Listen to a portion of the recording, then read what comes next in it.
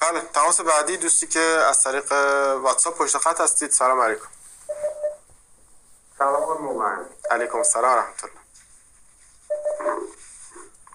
صدا من دارین؟ بله بفرمایید، خواهش میکنم. آقای موحد، تو رو خدا با این شیعه بحث نکن، اینا اصلا نمیفهمن چی میگن. چیکار میان دیگه؟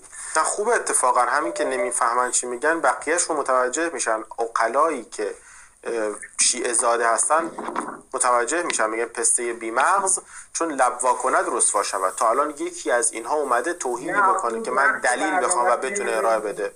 نه. آخه وقت برنامه رو میذاریم به جایی که واقعا چهار تا همین چیز درست آدم میگید. یاد بگیره، با این دیوونه ها بحث میکنیم، همشون هم نمیتونن جواب بدن. موقعی هم که نمیتونن جواب بدن یا فوش میدن یا میکشن به ناموس مردم. اینا عقل نداره. اگه عقل داشتن یه ذره ازش استفاده میکردن. دیشب من توی مجلسی بودم، به من میگفتش که امام جعفر صادق شده قرآن سوم. بله. خب اینا عقلشون اینه. بله.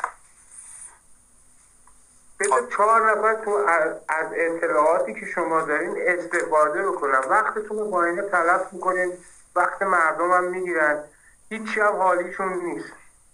انشالله. خیلی متشکرم از تماستون. من این چیزی که اون گفت بزرگوارید، خدا نگهدار. میگن که امام جعفر صادق قرآن سوم است، نه؟ بله. این صفحه لپتاپ رو ببینین، معذرت میخوام، خواهش میکنم. این باز میرندگان عزیز، این اصول کافی است، جلد 5 صفحه 470.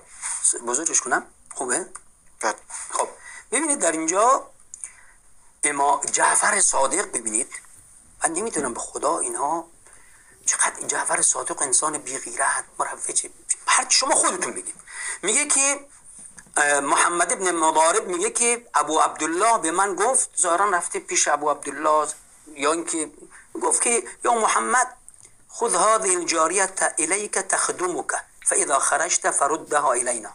این کنیزو بگی در خدمتت باشه، وقتی که رفتی برش گردون پیش ما. الان صحبت کلا در مورد چیه؟ استفاده جنسی، عاریت الفرج. نمیدونم به خدا این دین چقدر جنس مهم هست که دیگه بالاتر از عبادت خدا و فلان همه چیز هست. کل اینه. چرا که روایتی گفتم که کسی میگه که متع نکند ملعون هست. هر شیعی که متع نکند ملعون هست. امام معصوم داره میگه.